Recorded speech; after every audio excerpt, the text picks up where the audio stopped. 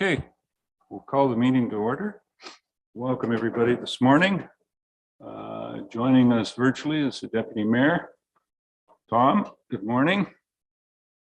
If you could, will you please rise and we'll take a moment of reflection at your discretion.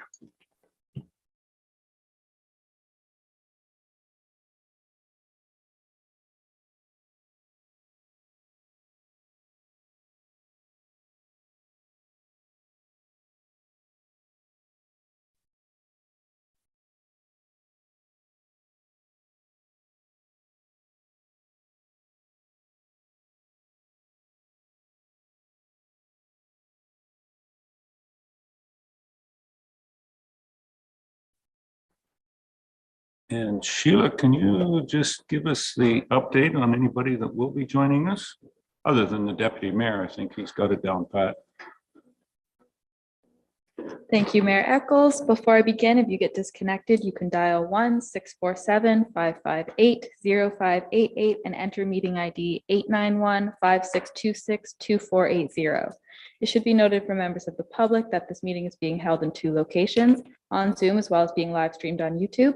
Both members of staff and council have been briefed on the various features of the Zoom meeting software. Members of council and staff will be raising their hands to speak. For members of the public, if you require any technical assistance at any point during this meeting, you can send a chat message to me, Sheila Ferguson, Communications Coordinator, and I will attempt to assist you. Thank you, Sheila. Appreciate that. Number 3, any declaration of pecuniary interest? Anyone wasn't given any indication? Of course, it can be declared if it does arise at any time. Bringing us down to delegations. And this morning, we have Stefan Lebel from Saugeen Mobility and Regional Transit. Welcome this morning, Stefan. Now, to operate that, you're going to have to push that little gray button there. Is it turned on?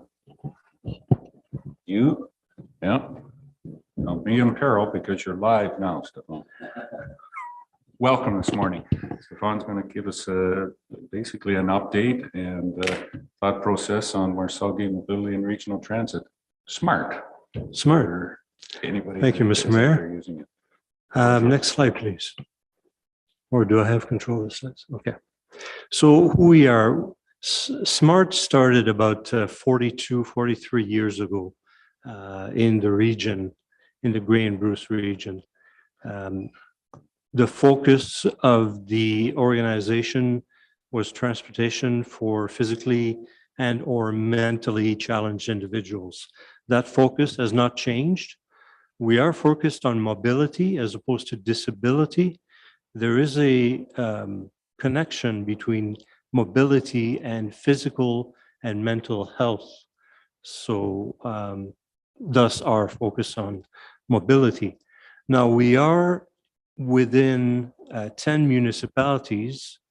We offer service to the 10 municipalities that you can see on the screen, around Elderslie, Brockton, Chatsworth, Grey Highlands, Hanover, Huron-Kinloss, Kincardine, Saugeen Shores, Southgate, and West Grey. This area represents 5,000 square kilometers. It is extremely big, and we have 23 vehicles to cover this area. So quite big. It is the largest in Ontario and the 2nd largest in Canada.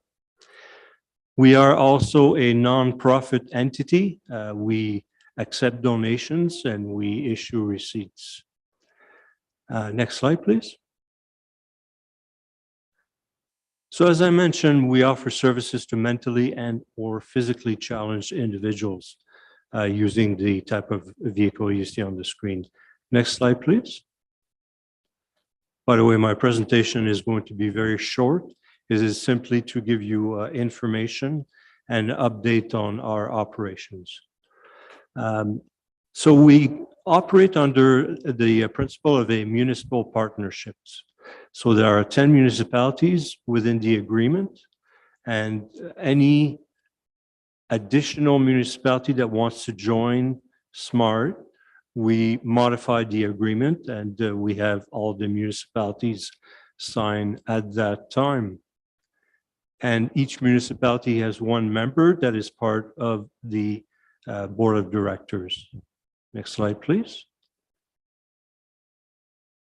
So as you can see, we have 10 directors within our board of directors, of which your Councillor Townsend is part of as the vice president of the board.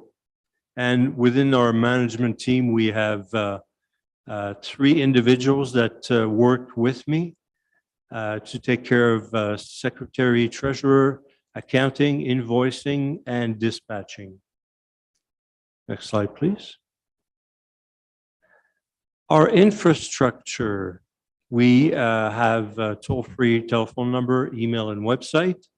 We have 23 vehicles, one of them being a large 30-passenger bus, as well as 12 9-passenger accessible vans and 10 accessible minivans.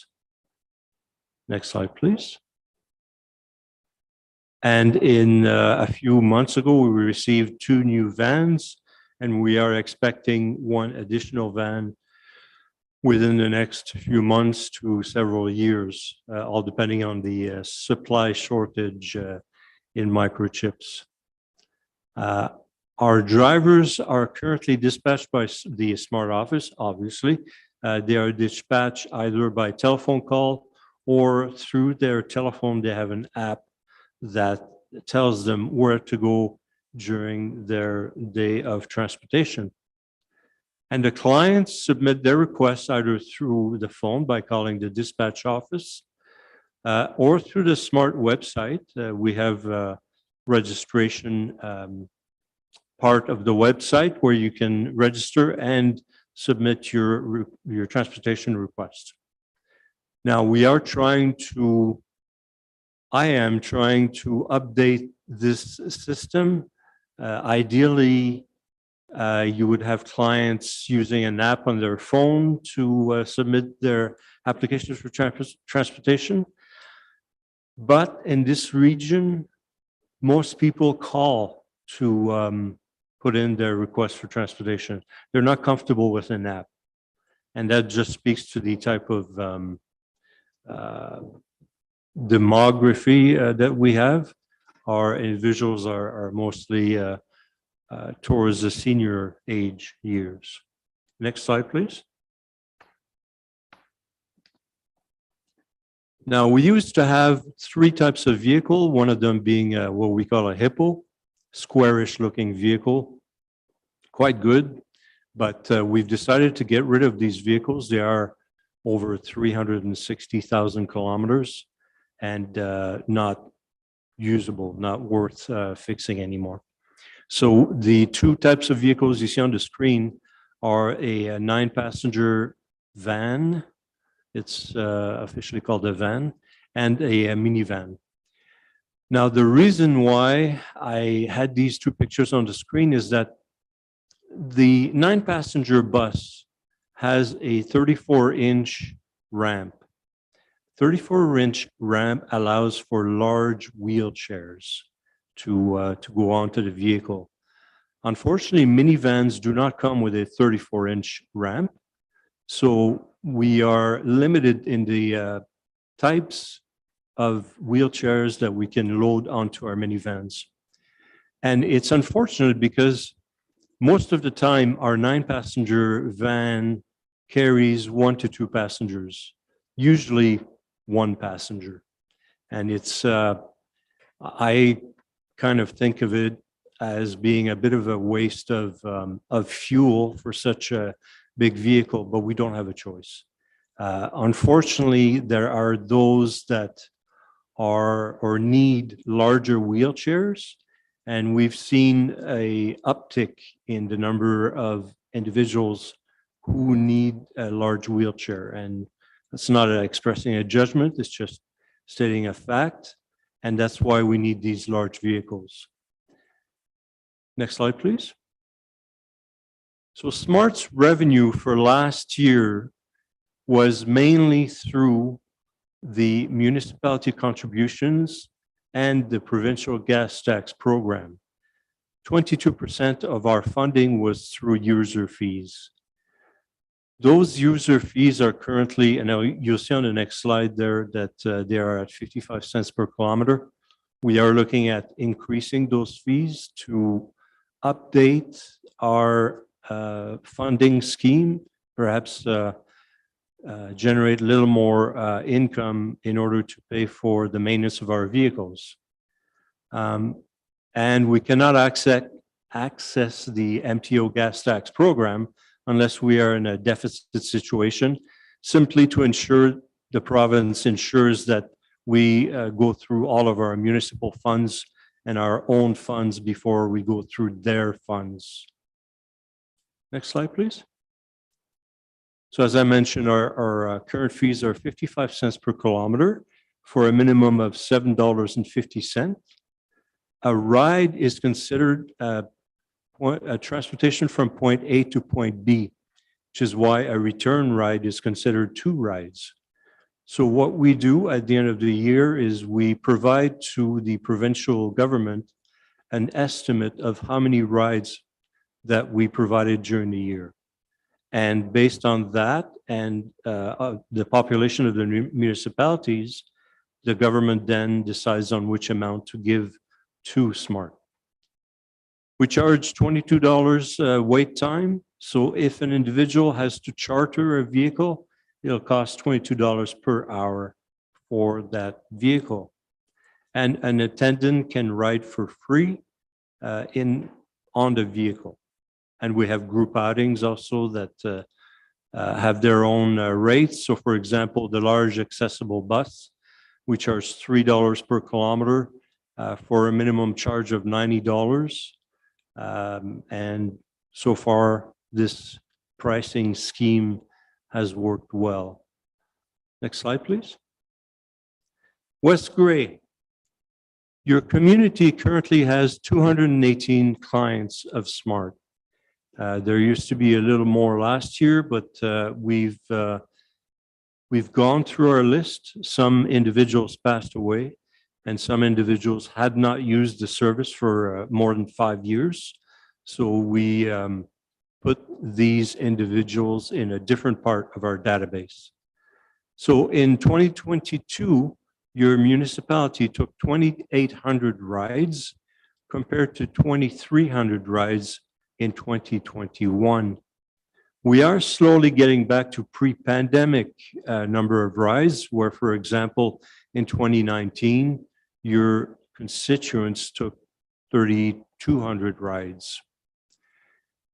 Your municipal contributions are $104,000 this year compared to $94,000 last year. Now, this is based on a calculation, 70% based on the number of rides, and an additional weight of 30% is placed on the calculation based on your population. Next slide, please. Now, looking forward, the average age in the Grey and Bruce County is 45.5 years old. That is a little older than the average age of the province, which is 42 years old. Also, within the Grey-Bruce counties, 26% of the constituents are over the age of 65, compared to 18% on the provincial level. So the Grey and Bruce counties have a higher level of individuals over the age of 65, and this is only going to keep going up with the years. So we expect that services such as SMART will continue to be on demand. SMART is the largest MTO-supported specialized transit in Grey and Bruce counties. We are trying to work with different municipalities to expand our service, just to make sure that we can cover more of the municipalities and all of Grey and Bruce counties. We have the means to do it, and we think that we are cheaper service than other services out there. There is, for example, one service where if you were to go from Markdale to Owen Sound, it would cost something like $600 compared to a smart price of about $75. So it is, our service is quite reasonable, we think, affordable. And we know that individuals are living in this area because they choose to, not necessarily because they have to. And so if there were not a service, a transit service like we offer, then you could have individuals that would choose to live somewhere else. It's just a normal part of life. Now, 36% of our rides are medical rides. The rest are for social outings, shopping, education, employment. So yeah, 36% of our rides for medical.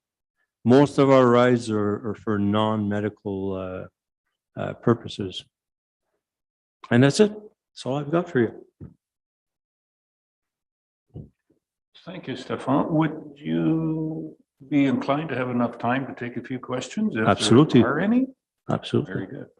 I'll open it up. Is there any questions from any of the members? Councillor Hutchison. Doug? Okay, thank you. Yeah, thank you for your presentation. Very well done and lots of information there. Just wondered, I think in your minutes, I've read somewhere along the line that there has been some discussions at the county level in terms of maybe trying to get county, looking at it, moving it to a county level. Any thoughts on that or where we are with that? Officially, there is work being done by the county level to have, for example, a project manager that would oversee all of the services that are provided, specialized services that we offer. I don't know where it's at. I'm not the person doing it, but we are speaking with the county level as far as funding as well. So for example, in order for us to work with Grey Transit route, we would have to spend $10,000 to add to our insurance provision for abuse, any type of abuse, psychological, physical, sexual insurance. So what our position is that we would like the county to pay for this type of insurance in order for us to be able to work with GTR and provide rides for that service, rides that they cannot provide at this time. But yeah, we are speaking with the county level. Anything else? Jeffrey, Councillor Shea. Thank you. Good morning, and thanks for the presentation. My family has been a client of Smart Service and is quite impressed with the service that you provide. I did have a couple of technical questions or operational questions. You said that many of your users are using wheelchairs. Are people in scooters able to use your service? Yes, they are. Oh, okay, great. Yes. A quick question. You said that a ride costs $7.50. Is that it? Minimum of $7.50. Yes. And then plus mileage. Or the $7.50 includes 10 kilometers. So if you were to go 2 kilometers and back, it would be $7.50. okay, and so that's why the Markdale to Owen Sound trip was $75. Yeah, that's an estimate that I've got. Okay, because of the great distance. Yeah. I know the service used to allow people to go to destinations outside of the region. How far are passengers able to travel now? Do they have to stay within the region? For non-medical rides, we only transport people within the 10 municipalities. For medical rides, we will go as far as Pickering, Burlington, Oakville, London. Okay. Yeah. And finally, you mentioned the aging population and the number of seniors that we have. Seniors per se are not eligible to be smart users unless they have some sort of disability or. That's correct. So what, like, if a senior, for example, goes to the doctor and gets an eye test and the doctor thinks that they shouldn't be driving anymore, that person can lose their license. But they wouldn't necessarily be registered as having a disability, I don't think. No, because they would be able to go into a taxi. And if they're able to use a taxi, then they would not qualify for SMART. However, if they are temporarily, then we can provide them with service. If they use a cane or a walker, we can provide them with service. Or if it's a senior person that cannot walk up to 175 meters alone, then we can provide them with service. So those would be situations where the person would be characterized as having a disability. That's correct. I would like to encourage the people at SMART to consider expanding the service to include a greater range of seniors, for example, those that don't have licenses. We have a fairly flimsy taxi infrastructure in the region, and I think SMART could be an ideal way for seniors to be able to get out of the sort of rut that their situation puts them in. I've talked to a number of seniors, say, who live in the Durham area, who would love to be able to go grocery shopping at a less expensive grocery store, like say one in Hanover, but they can't afford to take a taxi to go grocery shopping in Hanover and be able to save money. So they're disadvantaged and have to shop at our much beloved but slightly more expensive grocery store in Durham. So if you could take a message back from me, Absolutely. that I would very much appreciate seeing the service expanded to include more seniors. Yeah, that is something that we've discussed, and I think that in the future, I mean, I'm not making that decision, but I can see in the future that we could provide that service. Yes. Councillor Townsend. Doug? Thank you, Stefan, for your presentation today. Part of the issue with who we can take lies with the funding, lies with the provincial government who provide the tax dollars, and the parameters they put on it as to who we can take. So that's part of our hurdle, is to get those people up the ladder at the provincial government to change the rules. As I say, and we had talked about the the county level and all that stuff. The government's providing money to all these different groups, whether it's GTR, whether it's SMART, VON, whoever, but they all have parameters as to what they can do. And in a geographical area, rural geographical area like we live in, it'd be nice if they could get away from some of their rules, pool that money, and let us do something regionally in a rural setting, as opposed to everything geared to downtown Toronto and how they do a cookie cutter approach down there. Thanks. Anything else? Oh, sorry, Joyce, Councillor Ned. Thank you, and thank you for your presentation. Just looking at your budget and funding overall, it was 698,500 from partner municipalities, and West Gray's was $1,004, $393.74. Is that based on the users that use the system that you come up with those formulas? That's correct. We look at we apply a weight of 70% ridership and 30% population. So because your number of rides went up, and I assume that your population has gone up over the last year, this would be the reason for the increase. Okay, that's great. It's good to know that it's really helping out residents in West Gray. Thank you.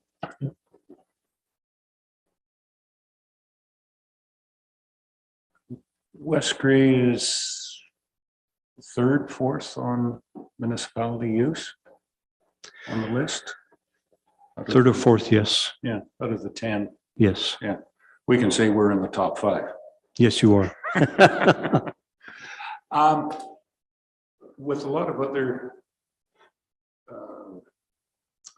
challenges out there for employment and workforce, how's the sustainability of drivers? Look, talking to a lot of businesses out there and everything, it's employees. How is the SMART set up there? You've got 19, 20 buses on the road. Everybody's got 2 drivers per bus, or where are we at with drivers and employees? So we have 20 drivers and 23 vehicles. 3 vehicles are used as spares at this moment. We don't have a problem. Since I've arrived, I've been in this position for a year now, and we've never had a problem getting someone within 1 week. So we have people dropping off their resumes regularly, and yeah, it's not a problem at all. Glad to hear that. That's very good. And I think, as Councillor Shea has said, somebody that has used the service and whatnot, you've had family that have used the service. It definitely is a great service, and I did serve on the board for a number of years as well too. I would suggest, I believe that there's still a couple of our retirement homes in different areas. To address one of your issues, maybe that could be worked out, Jeff, is that they have a day that's booked for basically shopping days for a number of the residents in a couple of those residential retirement type homes. Group outings. I don't know whether that would be something that a group in Durham, if they wanted to go further afield to do some shopping on a regular basis, it might work out well. I believe it's not only that municipality to the west of us. I think there's a couple of other municipalities that are further west on the coastal region of Grey Bruce that have that in effect as well too. So might be an option for some of those individuals out there. Just thought process when I was thinking of it. Anything else for Stefan? Before we send him back to Bruce County to the office, which is still located in the old Brockton. That's correct. Yeah. Township sheds and Brant.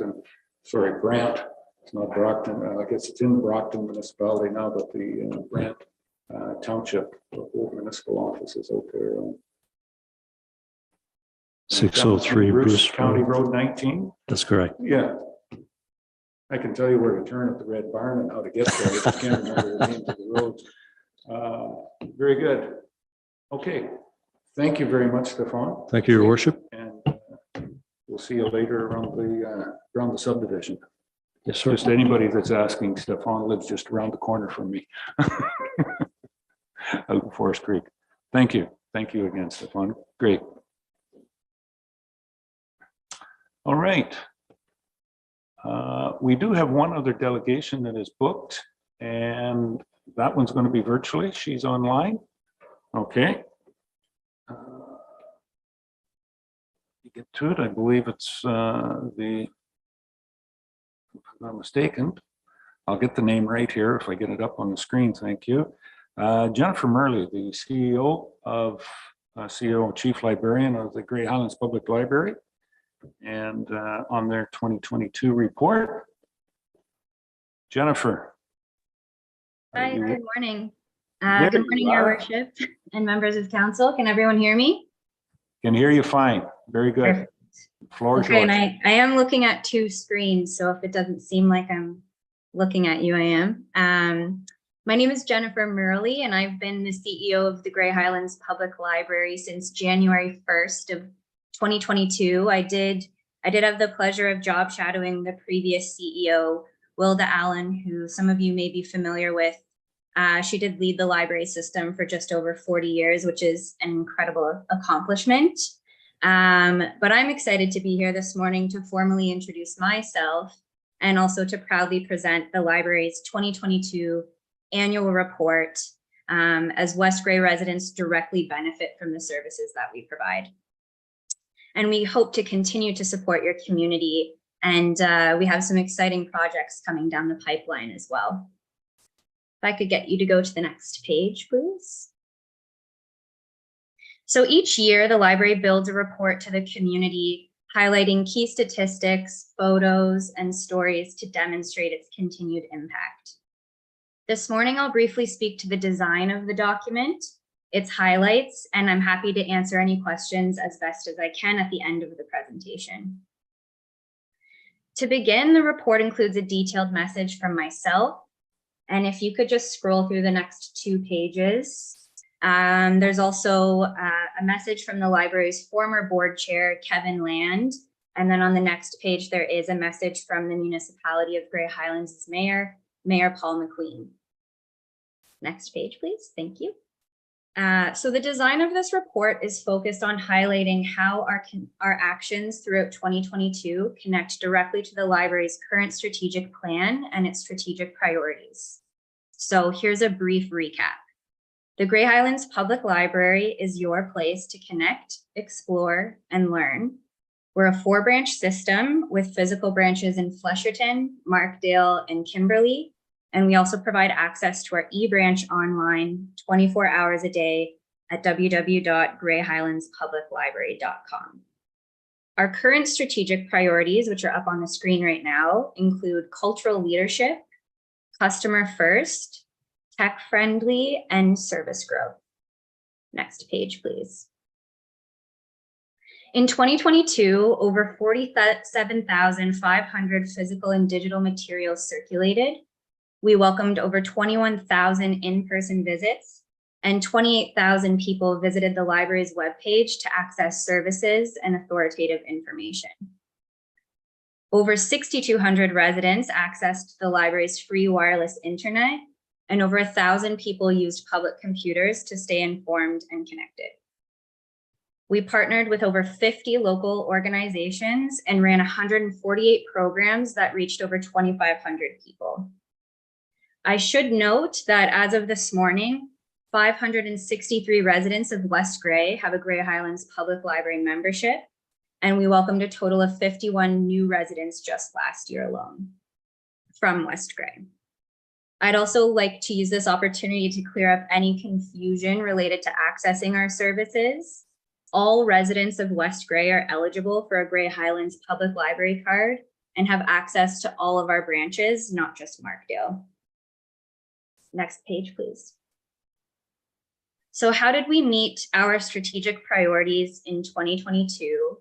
Let's start with cultural leadership.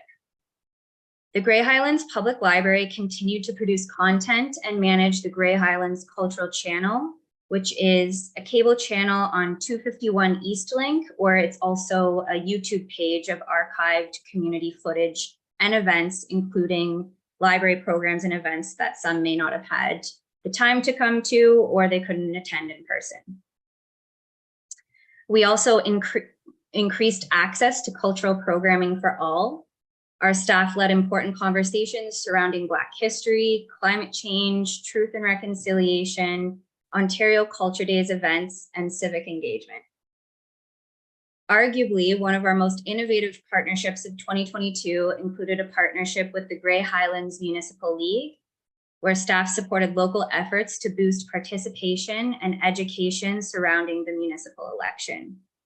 Over 500 residents participated in these efforts, and the League's candidate menu received province-wide attention for innovation. In 2022, over 200 hours of video was watched on the Grey Highlands Cultural Channel. Over $400 of books were purchased from Good Minds, supporting Indigenous authors and publishers in Canada, and over 300 residents attended truth and reconciliation programming led by the library. Next page, please. Customer first. Last year, we were thrilled to return to in-person programs, evening hours, and expanding our non-traditional collections such as STEM kits and lendable robots. We secured over $50,000 in grants to increase the health and safety of our spaces and embark on a new strategic planning process in 2023. We also celebrated over 125 years of library services in Markdale alone, raised over $400 in support of breast cancer research, and donated over $200 to local food banks. Next page, please. Tech friendly. With the support of our local friends groups, we began to replace all of our public access computers, and we began to enhance the library's technology services by investing in new printing machines and wireless internet extenders. We also upgraded our wireless internet package to offer faster speeds. We enhanced the library's website by adding an events calendar, and we relaunched our monthly e-newsletter to enhance communication and highlight the library's efforts and upcoming events. Digital communications were definitely a focus in 2022, and our hard work paid off with a significant increase in online engagement and continued consistent use of our digital resources. Next page, please. Finally, service growth. While COVID still played a significant role in the day-to-day lives of our staff, volunteers, and users alike, we did see a 182% increase in memberships from 2021, and we continued to add new resources to the collection and build new partnerships, including a community connection series with local professionals, which brought adult programs to Kimberly Hall throughout the summer months. Next page, please. And just to wrap up this morning, as 2022 came to an end, we did have our end of the year staff celebration. And with some of that said, here are some exciting things you can expect from us by the end of this year. So by the end of 2023, we'll be launching 2 new outdoor programming and reading spaces in Flesherton and Markdale. We'll be conducting facility enhancements to the Markdale branch, which have already begun, and these include enhancements to the public meeting room, new flooring, new furnaces, and the beginning of a renovation of the staff workspace. We will also be launching our new strategic plan at the end of this summer. And looking even further forward, in 2024, our plan is to maintain and increase access to technology with the purchase of makerspace equipment and lendable technology to further enhance our facilities and services to the community.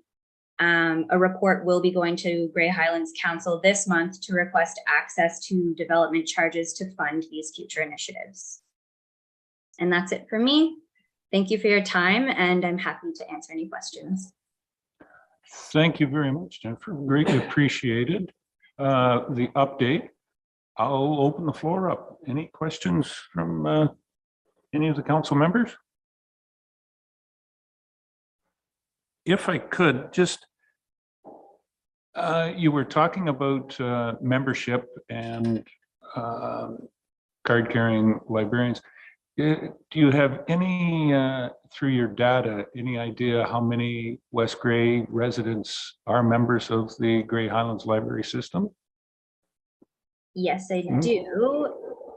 I'm just going to scroll back up to my speaking notes. So as of this morning, when I ran the stats, we have 563 residents of West Grey that have a Grey Highlands Public Library membership. Yep. And then last year alone, we welcomed a total of 51 new people from West Grey to the Grey Highlands Public Library. Thank you for reiterating that. It'd be interesting. I'm going to ask, the agreement are between libraries. I understand the payment, the agreements are. It's just interesting that wondered whether we could get to a point of progression as we are in West Grey, because I don't believe that we charge any of the other surrounding municipalities, going back to the Carnegie idea that libraries are free and open to anybody, anywhere, anytime. So maybe be some interesting negotiations going forward on those reciprocal agreements, just as a heads up. Anything further from anyone? Well, thank you very much. Really appreciate it, and excellent service that the Grey Highlands Library System is giving. And we look forward to another successful year. Hopefully we'll see you before July 2024. Thank you very much. Enjoy the rest of your day. Yes, thank you. Okay. That's it for delegations, Jeannie. That will bring us down to, there is no public meetings this morning. Comment period. Do we have anybody online this morning, Sheila, that has their hand up? And nothing at this time? Nothing sent in for you to read this week? Very good. Unfinished business. None that we're aware of at this point. Adoption of the minutes. We have number 8 on the schedule. We have the minutes of the regular council meeting held June 20th, 2023. Moving those to be approved. Thank you, Scott. Councillor Forrester, second by Deputy Mayor Hutchison. Any errors or omissions in those minutes?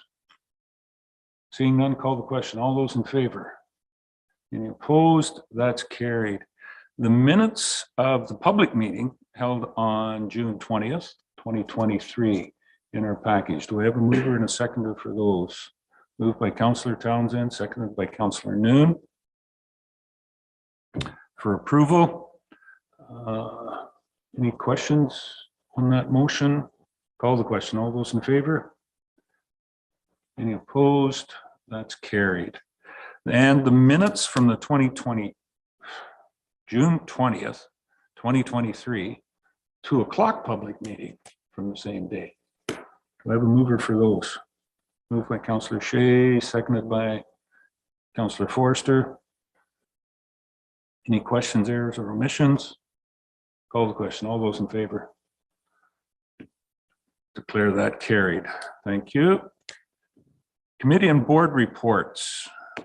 We have 1, 2, 3, 4 that are there. We can do all those in one motion to receive. Do I have somebody that would move to receive those 4? Deputy Mayor Hutchison and Councillor Noon. Any questions or comments on the, if it's in a general nature? Councillor Townsend? Yeah, it's first time to come. Just a question on the police board. I see they've had some training from the province, from the ministry. I just wondered if there's any move afoot to get council training that was on the Police Services Act, just so that the council is aware of the lanes to play in. As chair of the board, I can say that we have not, but there certainly is a possibility for us to be able to do that. Probably could be in conjunction. I'm taking a look over at the CEO and or the clerk. There's a couple of boards that we have that with, where they fit in with council and what interaction council can have. And I'm thinking of the library board comes under its own, police services comes under its own. Who else? Kind of the outside board like SMART, yeah, as well too. Might be a good idea. Let's put it on the radar anyways. Okay. Any other questions? And I'll call the question. All those in favor? Receiving? That'll declare carried. Okay. Moving on down to number 10, correspondence. We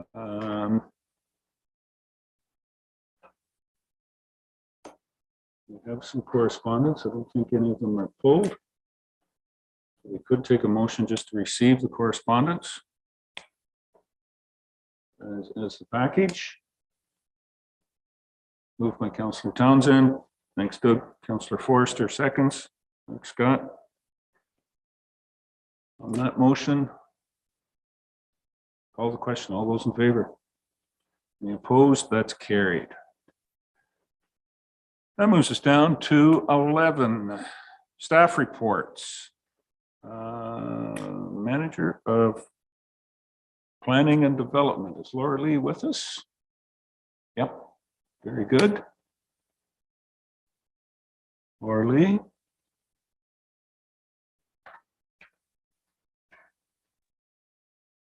Yes, good morning. I'm here and free to answer any questions. I'm just having some small technical difficulties. Just a moment. Very good.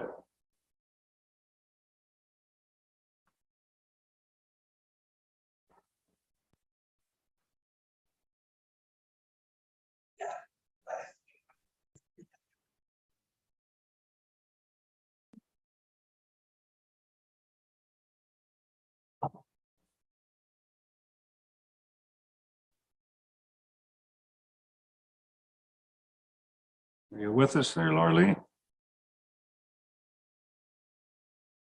I am. I'm sorry. It's just having a technical difficulty. Just one moment, please. Yep. I can wait.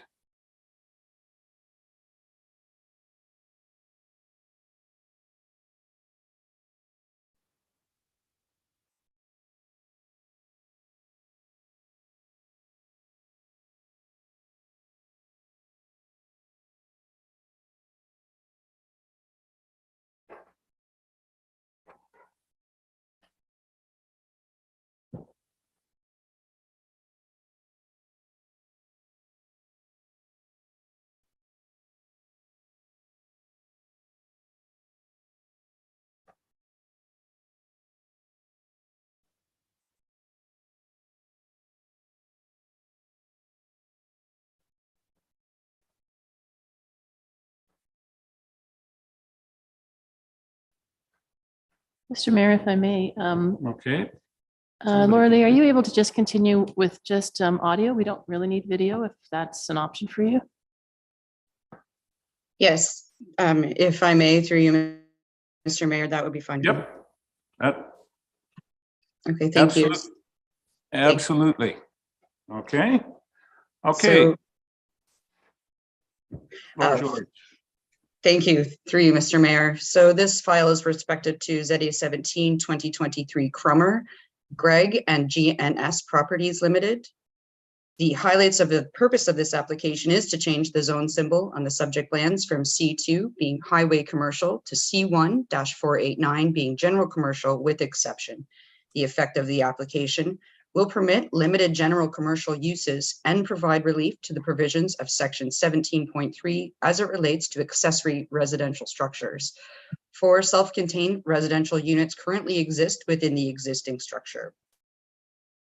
Public meeting was held on this matter where comments were received from the public, which have been included as part of the agenda package. Comments in favor of the application have been provided by the County of Grey, in addition to comments from the Saugeen Valley Conservation Authority in favor of the application with no objection. I'm happy to provide any answers to the questions that you may have at this time. I will just provide a summary of the application. This is an existing structure on the corner of Main Street South and William Street.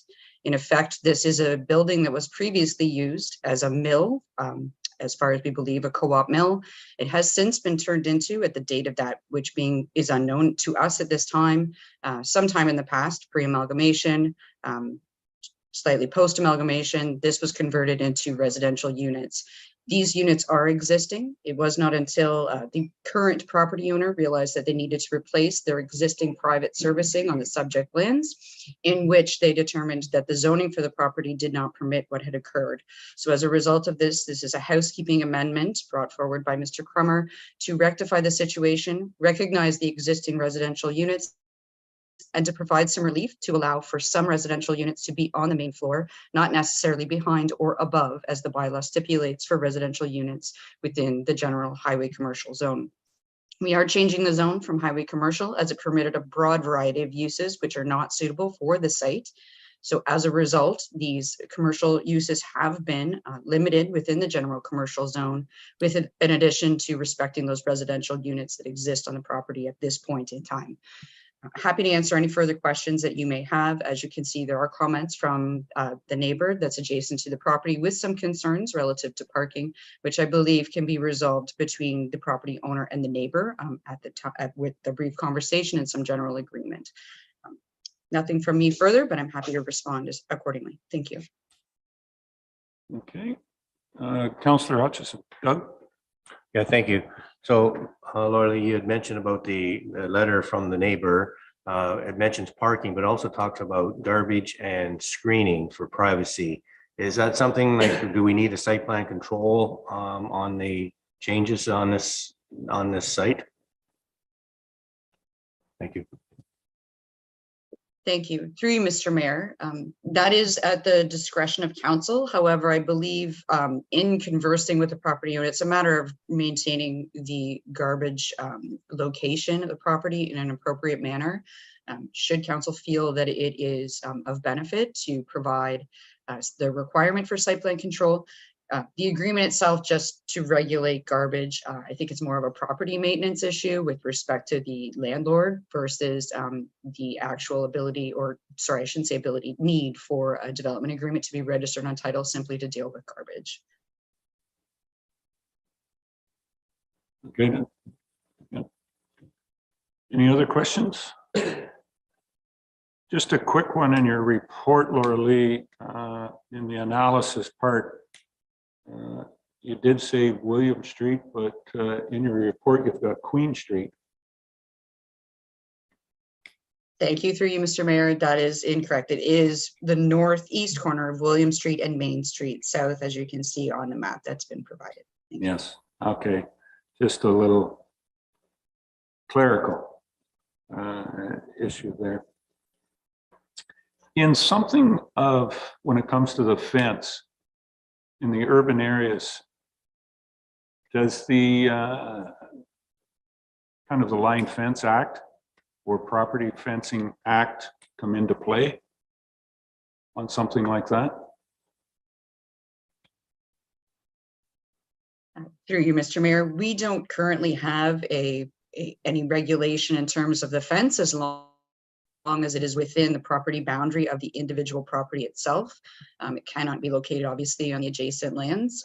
If the adjacent landowner wishes to construct a fence, that would be at their sole expense. So it's not necessarily the same through the Line Fence Act where you're talking about a farm field versus an urban area. So two very different things.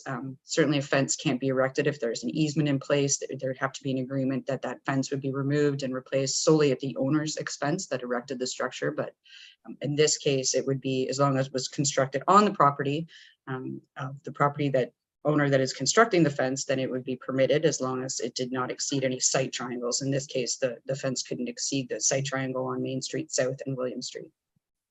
Yes. Okay. All right. Thank you. Any other questions? Or Lee on this one? We'll need the recommendation is there. Does somebody want to move that? So we can get forward to the bylaw, which is further on in our agenda. Moved by Councillor Hutchison, seconder. Councillor Townsend. Any questions or comments on the motion? Call the question. All those in favor? Any opposed? That's carried. Okay. Thank you with that one, Laura Lee. Now the next one, I believe is, I've got it right, someplace here.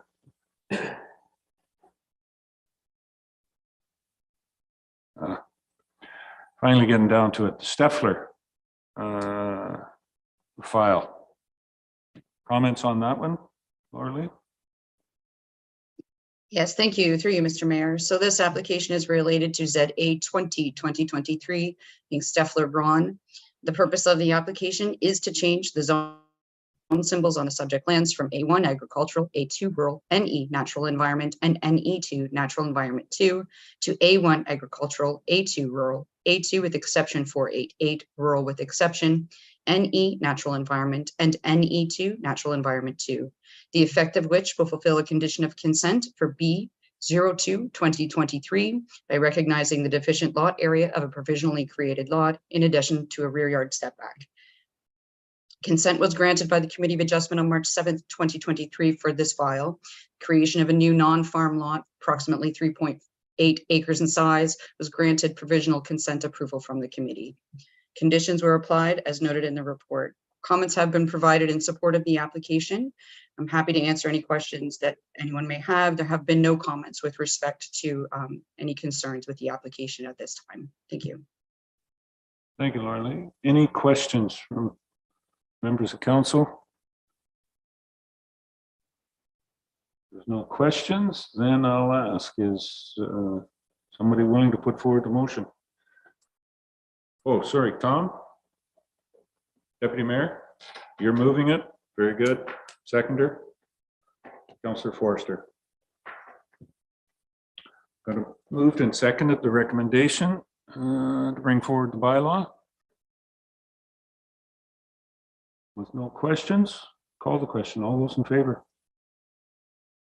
Declare that carried. All right.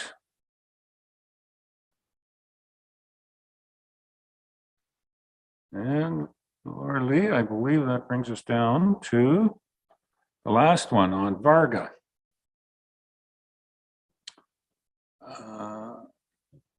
Anything further, Laura Lee, on this package that you have for us today? Thank you. Through you, Mr. Mayor. So this application is related to ZA 2020. Excuse me, one moment, please. Wrong page.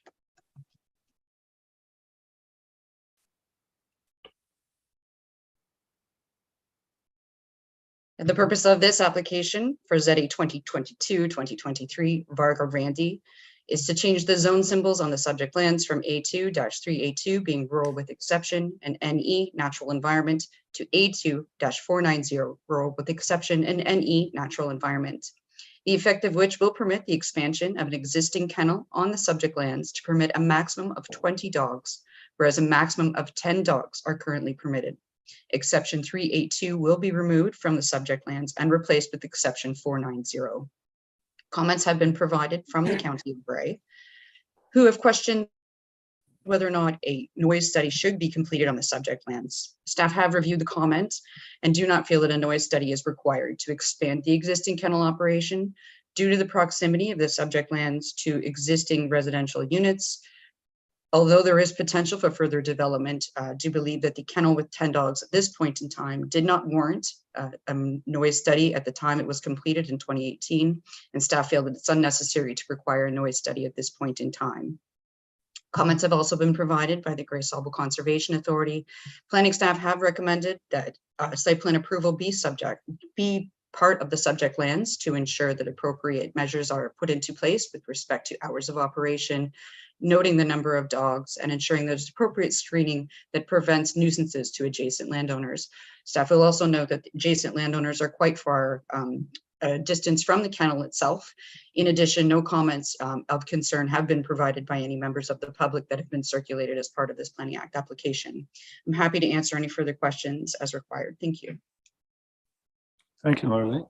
Any other questions or anything further on this one? Then we have the recommendation that's there to bring the bylaw forward. I have a mover, Councillor Townsend and Councillor Hutchison. Thank you, Doug. Any questions on the recommendation? Call the question. All those in favor? Any opposed? That's carried. Okay. Thank you, Laura Lee. Thank you, Council. Have a good day. You too. And then that brings us down. I believe the next one's got to be Mr. Aiken. Good morning, Jeff. You've got some really good news to tell us, talk to us about this morning.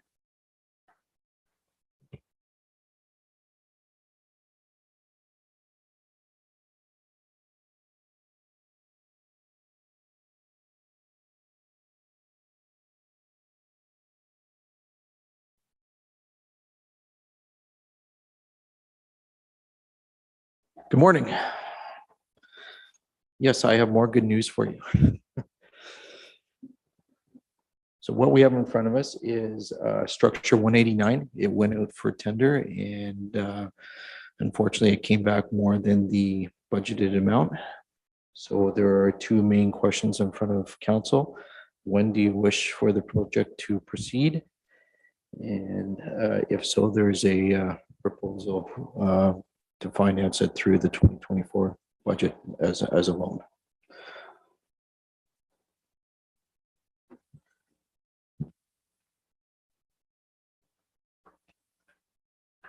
Any questions for the manager? Councillor Hutchison, Doug? Not so much a question, maybe as a statement, but I do feel that we need to push ahead with some of these projects. It was in our budget to do it, even though we come up with a shortfall. I think because of the need and demand on our bridges and culverts, we got to keep pushing ahead, and we'll have to find the money somewhere. Unfortunately, we have to push it into our next budget, but at least going forward into the budget, we know that we have some low hanging fruit that we have to clear up first before we can set the budget. But I feel we need to get this done and get this one cleaned up and then move on to the next one, sort of thing. So we are making progress, I think, in our plan that we have, and I think we should stick to it because this is one of the ones that popped up. So, and it is closed right now, correct? It is at this time, right? Yes, that is correct. Right. So we need to get that open.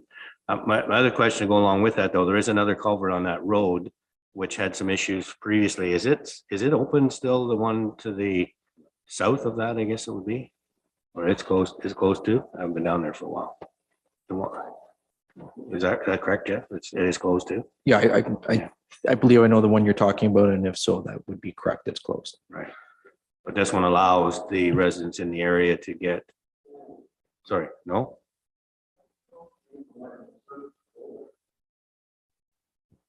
I don't believe that one in the south is closed. Yeah, because it was revamped 2017, 2018. And I'm pretty sure it's still open. And that allows traffic, for any of the properties. Nobody's landlocked in there, in those properties that I'm aware of. Exactly, yeah. But because that one is open to the south, it doesn't mean that anything's landlocked. Just want to make clear. Because I think the individual that was involved did put some money towards repairing it. Was that not correct at the time? How that came about? Yes, it was, it was an accident with farm equipment on that bridge and, Okay.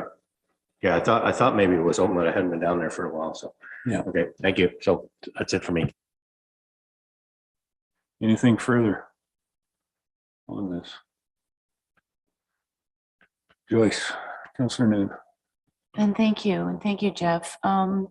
It's unfortunate when we're doing budget deliberations that we can't get better figures when we're moving forward. And I agree with Councillor Hutchinson with bridges and culverts. We're getting way behind. We need to move forward, but then we're caught with now requiring extra money. I'm not sure where all these monies are going to come from. And then if we have to put it off into 2024 budget, it's going to be devastating come next year, because with moving forward with the nursing home and our police station, it's going to be tough. So it's just more of a comment than anything. Thank you.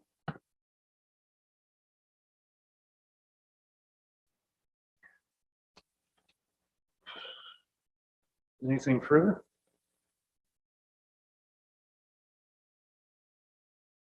Councillor Shea, Jeff? So how does that work? We would do the project this year, but we would pay for it out of next year's budget? Like, which is borrowing the money from ourselves, or why don't we borrow it from the 2025 budget?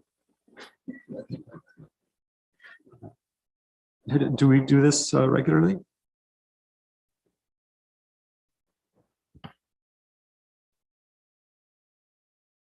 Is Ms. Mighton on? Somebody that is the expert on financing these projects? Carrie. Thank you, through you, Mayor. We haven't done it as on a regular basis, but it does commit your future tax dollars. You need to commit to funding this project in next year's budget. If you want to extend it over a couple of years, it remains unfinanced at the end of the year. But we do need to, if it was going any longer, then we would need bank borrowing or some other financing mechanism in order to ensure our cash flow maintains, because these funds will have been spent. It's just the dollars have not been raised to fund it. Further, Jeff. And have we depleted our capital reserves? I know we've dipped into it a few times. Isn't that what that's there for? Yes, we relied heavily on that throughout our budget process, and given the projects until they're actually completed, I wouldn't want to say for sure that we will have sufficient funds in there. We can reevaluate it once we've got final costs in, but it is not something that, and every time we withdraw from those reserves, they are not being replenished. So it is putting further strain on future budgets as well. So it seems to me the options are do the work this year and pay it with next year's budget, or do the work next year and pay it with next year's budget. So it seems to me we're going to pay with next year's budget either way. And so I'd be in favor of moving forward with the project since it was already identified as a priority and part of this year's budget has been allocated to it. It'll tie our hands next year and we'll be unhappy with our past selves. But it seems like it's the recommendation of staff, and I would agree with that.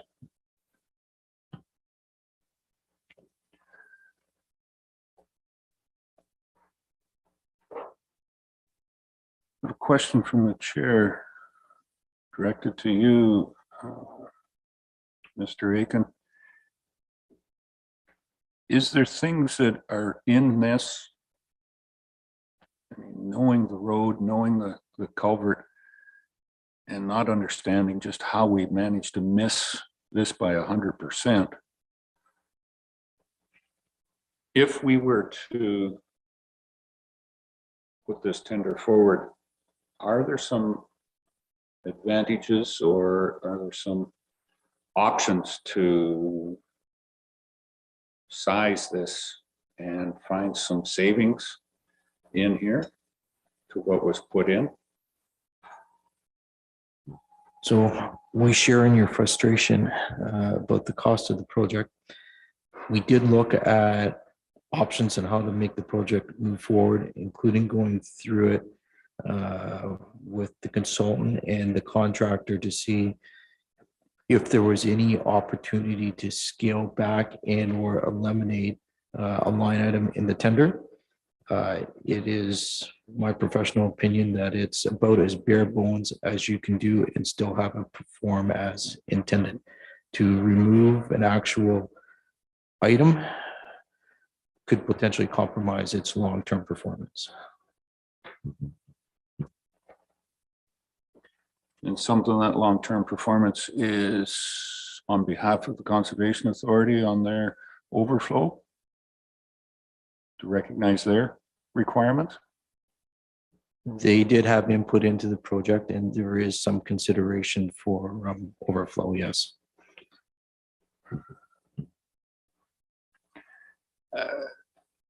Any of the last box culverts that we put in was where this number came from. I know there was a number of them put into Normanby. None were even close to this number. How does this little box culvert become so much more extravagant?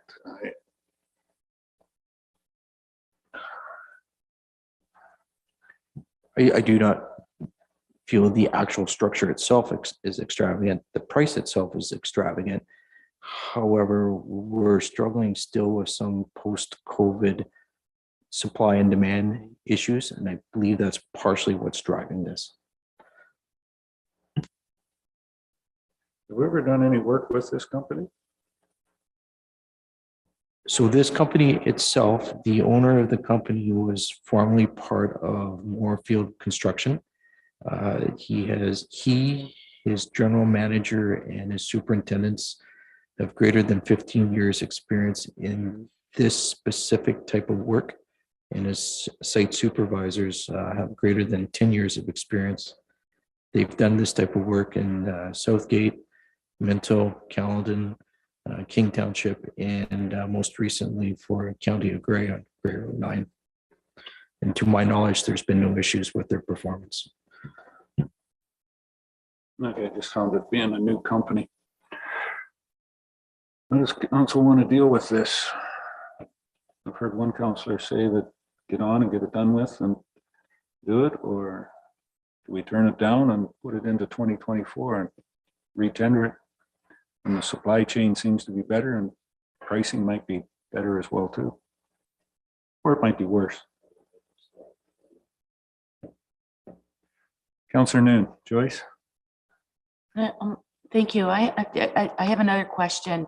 The company has said they're available to start between July 15th and August 1st.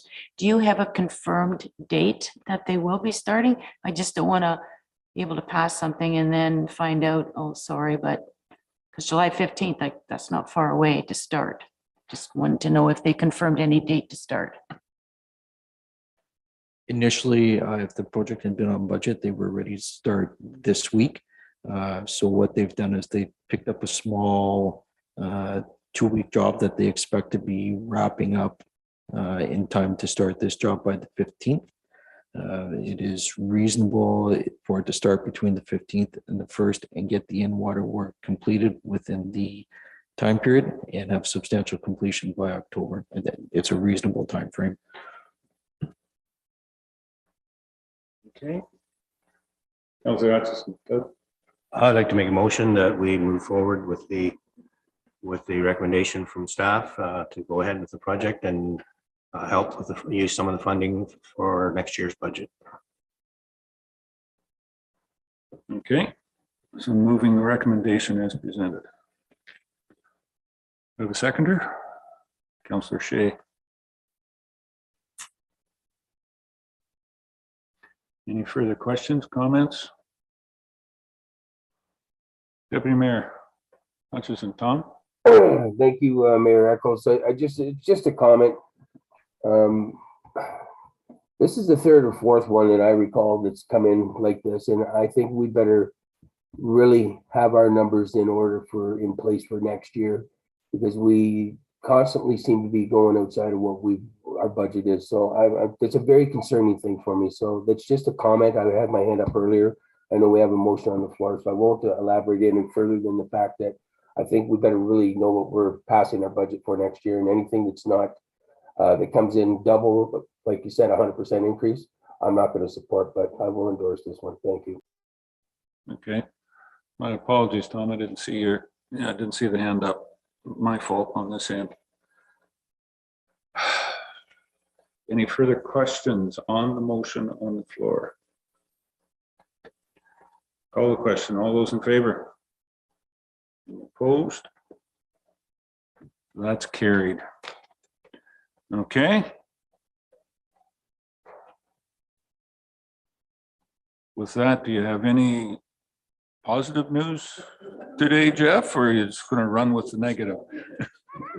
With all due respect, it's not all negative. A substantial number of our projects have come in on budget. The plow truck, the 1-ton, the lights over the 3 arena services, the electrical upgrade at the Durham Arena, the transfer switch here at the municipal office.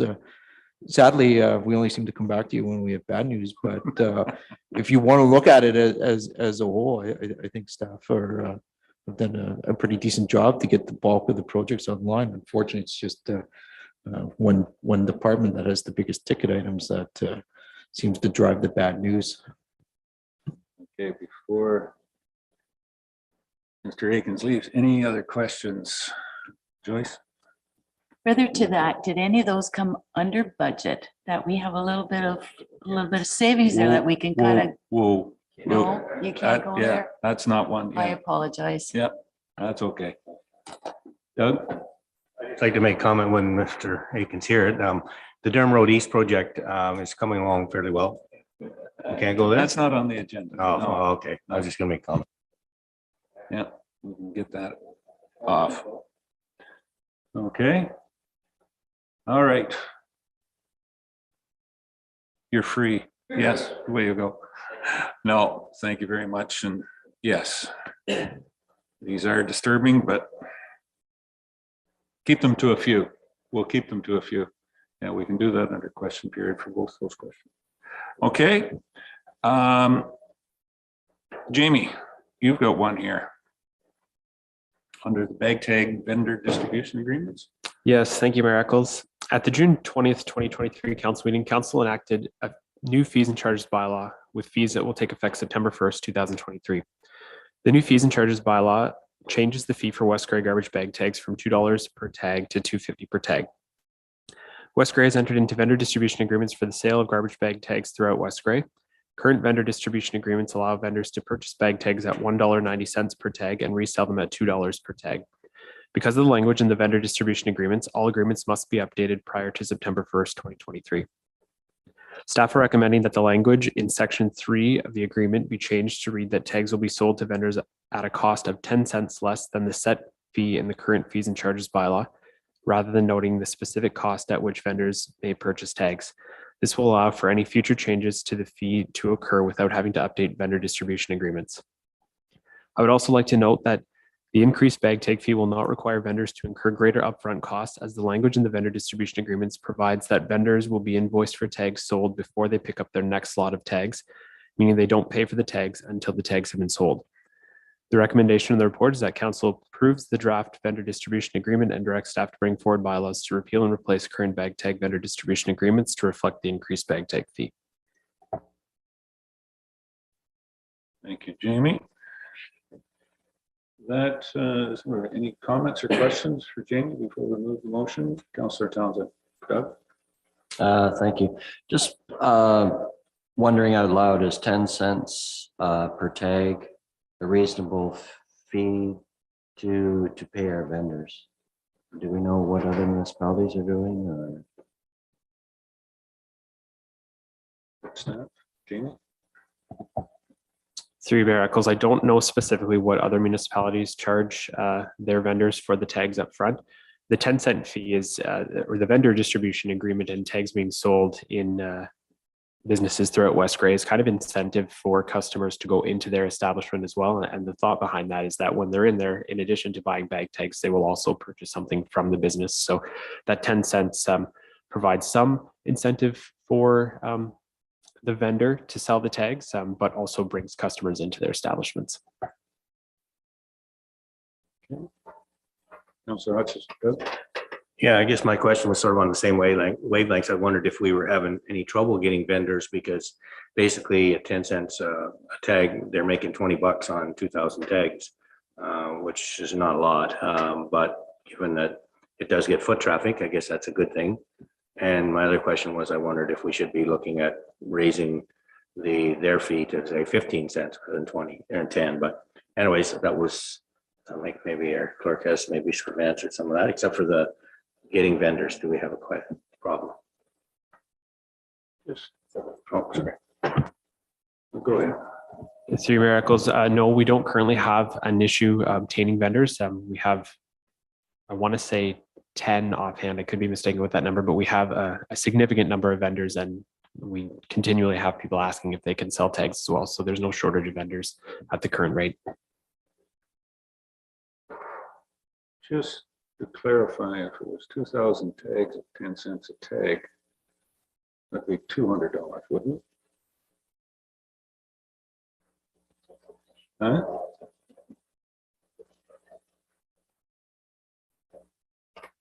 Yeah. So it's not $20. Just, yeah, I think it's 200 Do we need Carrie to get that number? No. Yeah, okay. Jeff, further. I'll trust your math. What happens if a vendor orders 2,000 tags on August 31st? The date is September 1st for the rate change. If they order 2,000 tags on August 31st, they would be ordering them at one price, but then they would be selling them a week later at a different price. Is that right? Is that just a little win for them, a one-time? Jamie? Through you, I would say that when the tags are invoiced, that's when they're paid. So if they collected them on August 31st, but they weren't invoiced until after they had sold them, they'd be invoiced at the new rate. So it's at the point at which they were invoiced, and presumably they would have not sold those tags all on August 31st if they collected 2,000. So they would be selling them for $2.50. And if this agreement goes through as such, they would be collecting $2.40 back from that. So there would not be a 50-cent increase in their profit on that. That's not exactly what it says. It says the garbage tags will be supplied to the vendor at a cost and less the current fee. So they will be supplied at something in relation to the current fee. So I assume it's the current fee at the moment that they're supplied. I'm not worried about it if you're not worried about it, but it's just getting hung up on the language. Certainly is an excellent question. I was not concerned about that, but it is absolutely an excellent question. Thank you for raising that. Okay.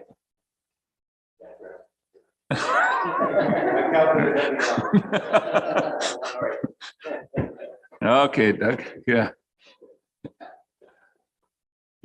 Deputy Mayor Hutchison, Tom? Excuse me.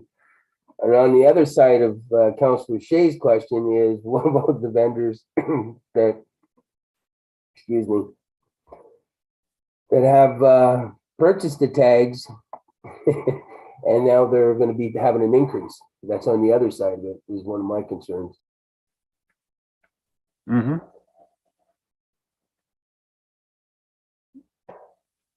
Go ahead. It's through you, Mayor Eccles. There will be some ebb and flow with this as we transition. So I think most things will come out in the wash, to put it colloquially. But the general intent is that they would all transition over smoothly. There may be some plus, some minus on certain accounts, but I think by and large it will be a fairly smooth transition. Okay. There was one question with the fees going up on the 50 cents to 10 cents. Does it stay the same? I want to have that clarification before we move the motion. Somebody had made mention about increasing it a nickel or whatever to 15 cents. This, I think, would be the time if the motion was to be moved. It would be through this, and whoever wants to move it, if they want to put it in at 15 cents or leave it the way it is. Doug? I guess in some ways, if we're going to increase the price on the tags, we're increasing the price that the vendor's going to get. We're not.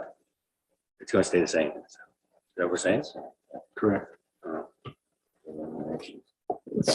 Through you, no. So the vendor would get the same amount that they're getting now, because they're not required to pay for the tags up front. There's no additional upfront cost to them. So from their end, it will be status quo and there will be no change. So they won't even notice a difference in this, except when they do come in to pay for the bag tags and pay their invoice, they'll have more money that they're bringing to us. And just a point of clarification here too, it's designed to offset the cost of operating the garbage collection and the waste management program. So just bearing that in mind as well. But given that they're also on the front line and probably going to take the flack for the increase to start with. Yeah. Well, yeah, they may have some numbers to give out to address it. Joyce? Councillor Noon. Thank you. And just from past experience, the last time the tags were raised, we did lose one major vendor. And it was just the argument that, well, you're increasing we should be fine. But it was just the one, but like Clerk Exweller has says, we do have a lot of vendors that would like to sell. So if that should happen, that one of the vendors does challenge it, I guess we do have other people to fall back on. Thank you. Okay. Tom, Deputy Mayor Hutchison. Thank you, Mayor Eccles. And I think just to follow up on what we've been talking about here, the easiest way to deal with this is actually, if you just do a little spin through Grey County and Bruce, you'll find that we are still very affordable on these tags here.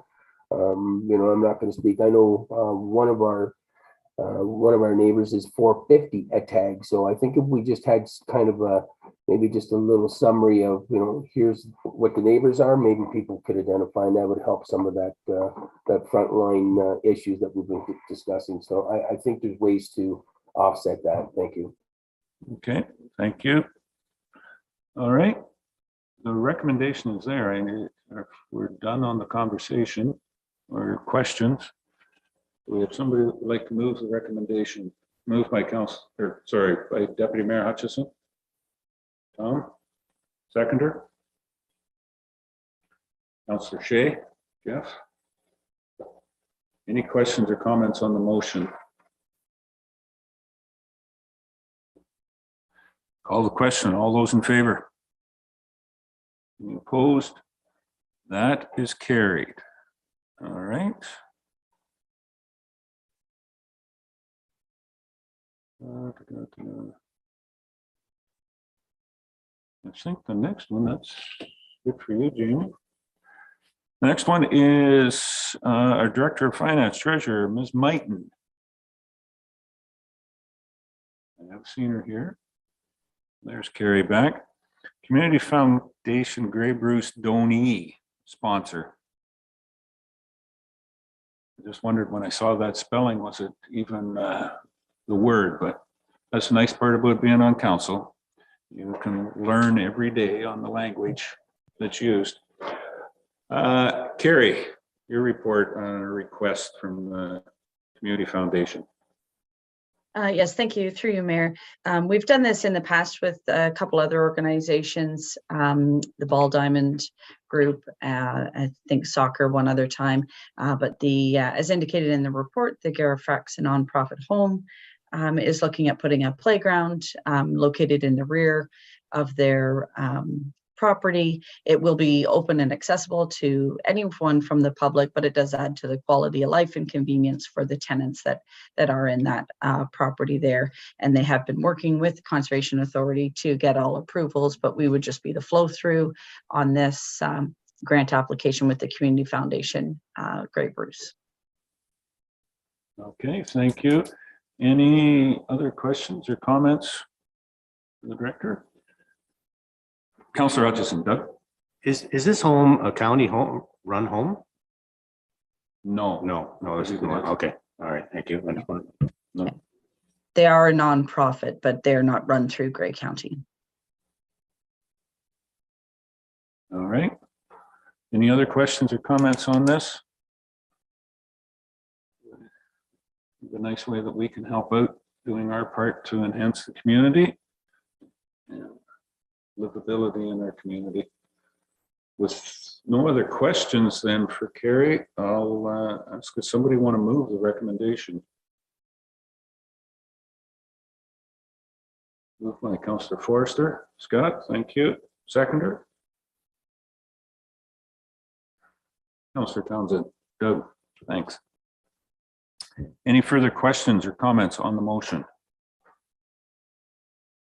Call the question then. All those in favor? Any opposed? That's carried. Thank you, Carrie. You want a break before we do bylaws, or do questions before bylaws? All right, let's take a break. It's 10:30. 10 minutes be long enough to refill the coffee cups and stretch? Very good. Thank you. We'll be back 10:20. 10:40. 10:40. Yeah, we're gaining time now. Yeah. Doug's calculator is really working well today. Thanks. 10:40. Thanks, Sheila.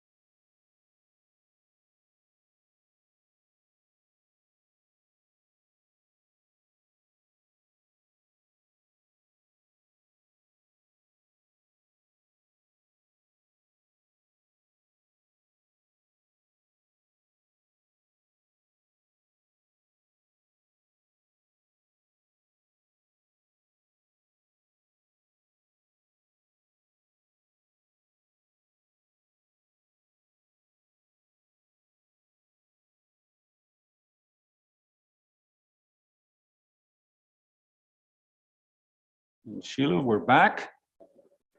Thank you. So that brings us down to questions, question period. Does any council members have any questions? And or thoughts? Doug, Councillor Hutchison. Well, I have a question and a comment I was going to make to our Director of Infrastructure, but he's not here, so I guess. Oh, he's online, is he? Okay. Yeah. Good. Yeah, so Mr. Aiken, wherever you are out there. Just a comment about the Durham Road East project. See, it's moving along well. Pleased to see that. I think most people have been able to, get around the project. I just wondered about the completion date on that. I think at one time we said August, but the way they seem to be moving, it could possibly be earlier. But do you want to make a comment on that?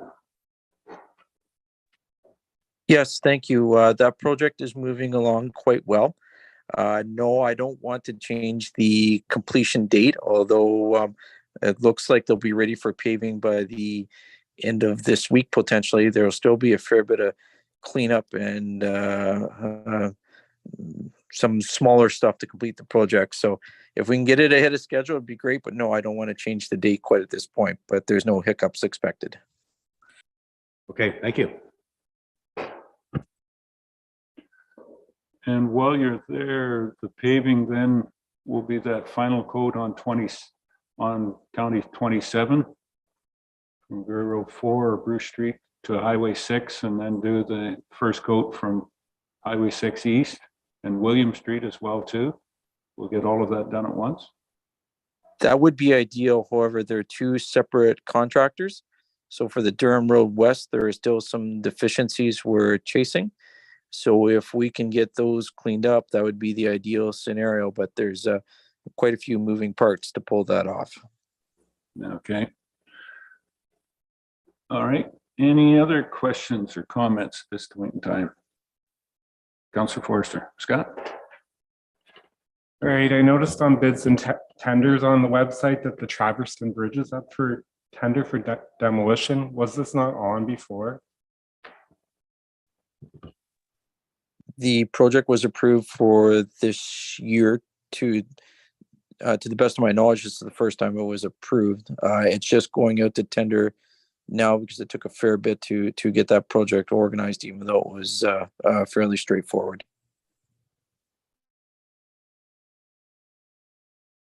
All right, my second question is, with all the overage is from budget on all our projects, I was wondering what the total is being carried forward to 2024 from these projects to date.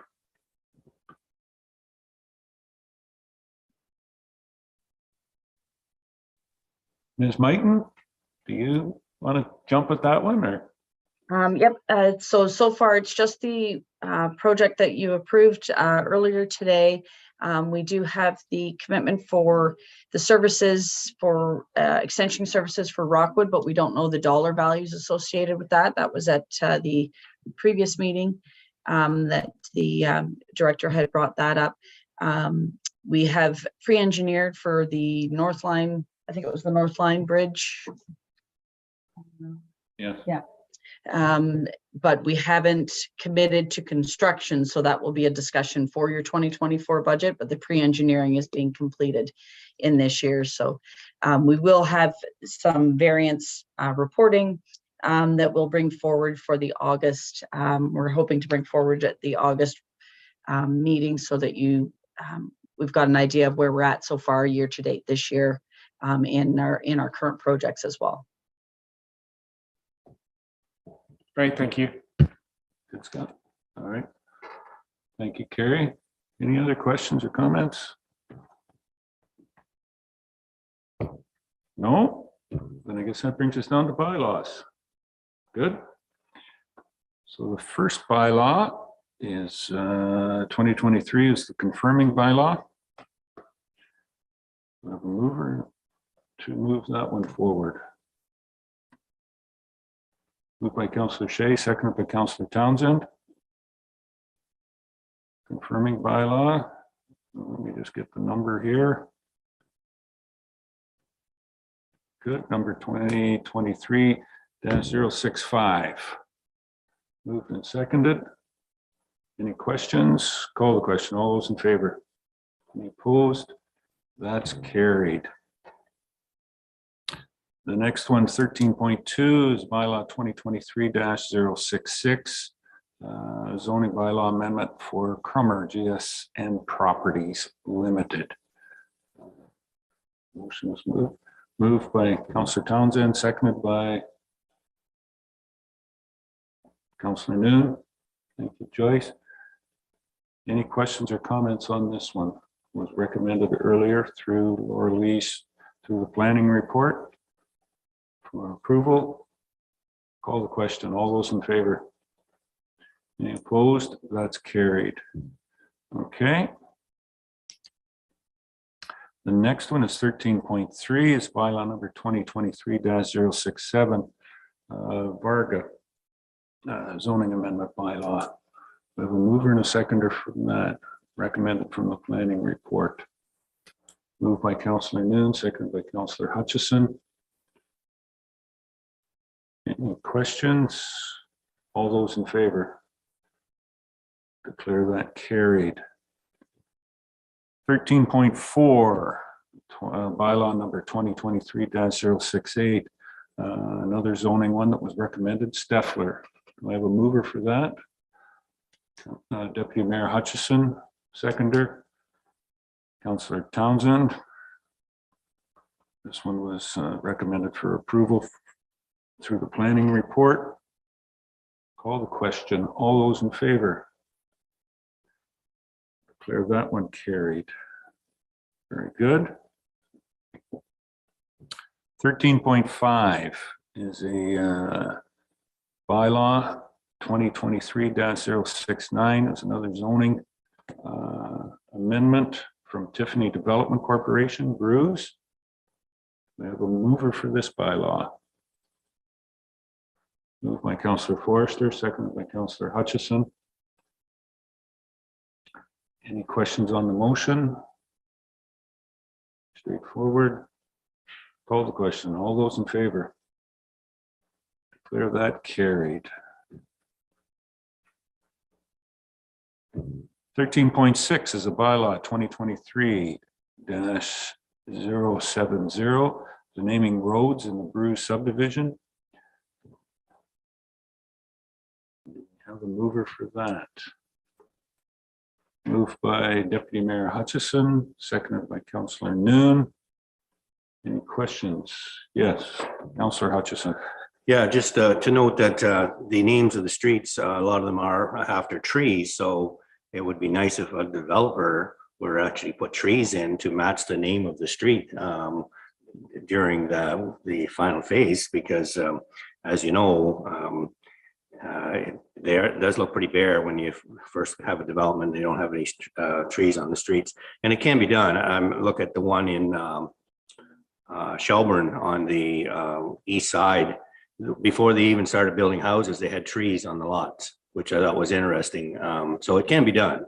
Nowadays with our climate change and whatnot, I hope that we can do something to improve the looks of our subdivisions as they go forward and make it consistent rather than just everybody just throwing their own little tree on the front yard or whatever.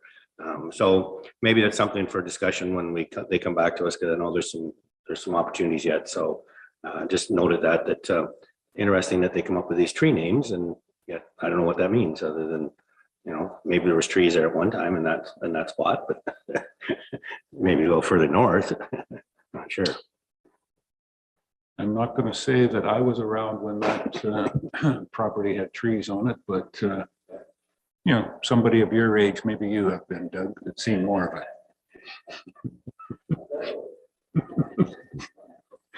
it.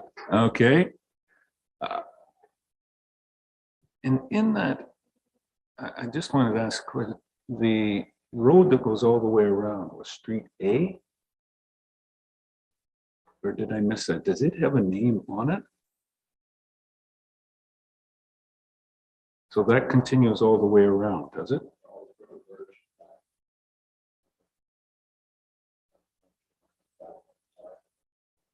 Yeah. That's. Well, that's what just was I'm wondering, does that extend all the way around on that one to the east side?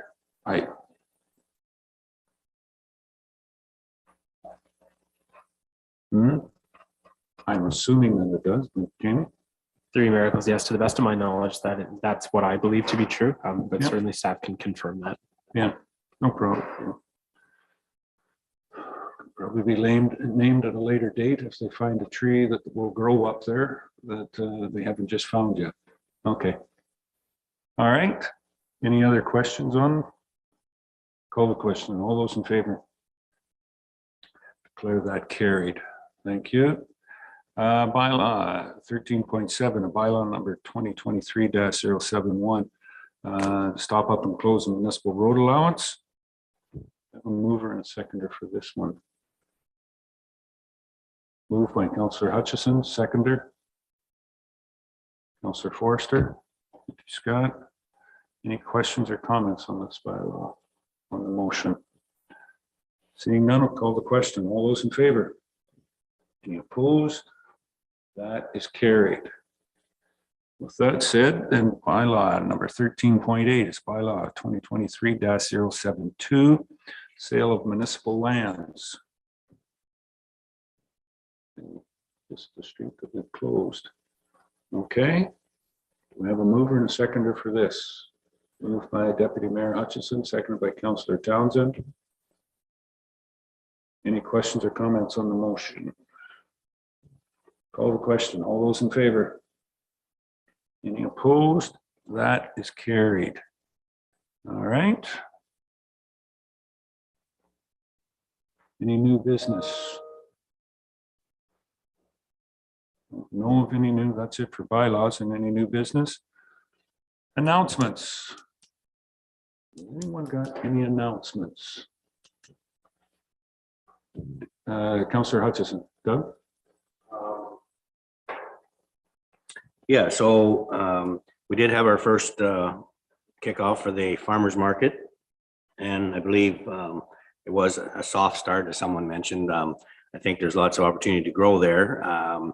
Some of I heard one food vendor didn't make it that was expected to be there. So as food produce becomes available, I think it will grow quite a bit. So looking forward to it, and just one more opportunity for people to stop in town and take a look around. The other thing I wanted to mention is Priceville did have a successful fireworks evening for July 1st. Went there for a little bit just to kick it off and bring greetings on behalf of the mayor. And then I was back to Durham, and someone will probably mention the Durham one. I think that was already successful also. So just a couple of things that took place over the weekend. Thank you. Thanks, Doug. And yes, thank you for looking after. It was Canada Day was a little difficult to be in too many spots all at once. It seemed everybody wanted greetings and announcements and at 7 o'clock. As our smart, the municipalities we cover are large and difficult to get around. Anybody else? Councillor Noon, Joyce? Well, thank you. Yeah, it's great to announce our upcoming Family Bowl tournament on July the 28th, 29th, and 30th. We already have 16 teams. That's a max we can take, and we haven't had 16 teams in a number of years. So it's going to be a great weekend, I'm sure, with extra activities planned as well. Thank you. And the deputy mayor's family is going to participate again, and let the Davis family pound them terribly. Just If I may, Mayor Eccles, no, I've brought a couple of lethal weapons I've brought into the team this year. Oh. Councillor Noon, give us some We have some objectivity. Lawsview farms in there as well. So there's a little competition there as well. Thank you. Wow. Huh. Watch for the Vegas report. There could be numbers coming up on this on the site. FanDuel. Okay, anything else? Councillor Forster. Scott? Great. I'd like to thank the Recreation Department for getting the Play in the Park program going and the Movie Night in the Park program going, and reaching out, moving into our other towns of Newstead 8 and Elmwood. So please come out and support in those towns so we can keep programming there. What starts today? I don't remember where. You have to look it up on the website. Maybe I'll go play there a little while later. Elmwood has bingo tonight. Every Tuesday, I believe. Doors open at 6. Bingo starts at 6:45. And Elmwood has wing night again on July 14th and August 4th, starting at 5 till 9. And pre-orders are accepted. Yeah, they don't like to get caught with those 100 wings yet to go now. Anyways, anybody else? Sorry, Jeffrey, Councillor Shea. Thank you. Yes, just a final heads up reminder about Arts Fest taking place this Saturday. We're closing off the bottom of Mill Street, and so it'll be attracting activity to the downtown area in Durham, being sponsored by the BIA. So hopefully this will help with supporting the businesses as well as providing just a good fun time for everyone. I also wanted to mention that there's a public meeting on Thursday regarding a gravel pit. It's not municipally sponsored public meeting, but it is taking place, and I do believe that documentation about that is available here at the office. So that's 4 o'clock at Lamlash Hall, is it? Okay. Yes. And I wanted to commend Public Works for the planters that have been appearing around, and the general garden work that has made our urban centers much more attractive. So job well done. If you could relay that for me, thank you. And I think, Jeff, yeah, kudos to certainly Public Works, but working with the many volunteers that we have out there. I think they need a pat on the back too, whether busy bees, I think they call themselves, in Ayton and Normanby, and a group in Durham and another group in Elmwood. So yeah, everyone's done an excellent job of being involved in the community. Good point. One other one, Jeff, and you may know a little bit more about that. The following weekend, next weekend coming up, the 8th is Arts Fest, but the following weekend is the Fringe Film Festival as well too. I think so, but I'm not that involved this year. Didn't we have tickets here somewhere? I believe so, yeah. The Fringe Film Festival's on the following weekend. I hope that'll be on the website. Yes, I hope they got it on. And that would be a point to say to anybody, the website, we do have a community calendar out there for anybody that is looking to advertise online. It's free. You can put it up yourself or get a hold of Sheila, Sarah, a number of municipal staff could maybe help you get that up there as well too. Anyone else? Any announcements? Okay. Everything is still busy. One last thing was Councillor Hutchison said about the Durham Loves Canada Day that the Lions Club hosted here in conjunction with the municipality in Durham on Saturday. Extremely well attended. Opened up at 4 o'clock, great bouncy castle, a lot of games. Like to say that the local Taekwondo club give an honorary degree to our police chief. He needed a little bit of encouragement, but he did finally break the board. I'm not going to say it was on the first time. Probably wasn't the second time. But some people are able to break them and break multiples, first shot. But the police, he's learning. He was just into it. So good for him. Good for, there was a lot of participation. Heads up, if you want a tug of war team, apparently it's a Newstead fireman, won the tug of war again. I don't know whether that's the 8th time out of the last 9 years or whether it's the 9th time out of the last 10 years. And I'm still not certain who beat them in that one year. Pretty strong, but no, it was an enjoyable night, capped off by the fireworks display that a number of people said could be seen far and wide and could be heard far and wide. I don't think it drowned out the Varney Speedway, but you know, it got close. Let's put it that way. Yeah, great for Canada Day and everybody that celebrated it. I did have the opportunity to, a little different, Southgate did theirs in Dundalk and started at noon with celebrations. The fireworks didn't look, no, they didn't have fireworks at noon, but it was, so I was over there to help them celebrate. And it was a little bit different. They had a meal put on and whatnot with, they have a strong cultural Jamaican background there. So yeah, the jerk chicken, the spices, they've come from Jamaica and it was spicy. Good stuff. So good in Southgate and for everybody that was around. That's it. Closed session, we have no closed session, Jamie. Nothing to report from that. Then we have adjournment. We've got to the bottom of the agenda. I declare the agenda complete. Yes, so I'll adjourn the meeting and just say that we do have a committee of adjustment meeting. You'll be here virtually again too at 2 o'clock, Tom. Very good. All right, see everybody back at 2.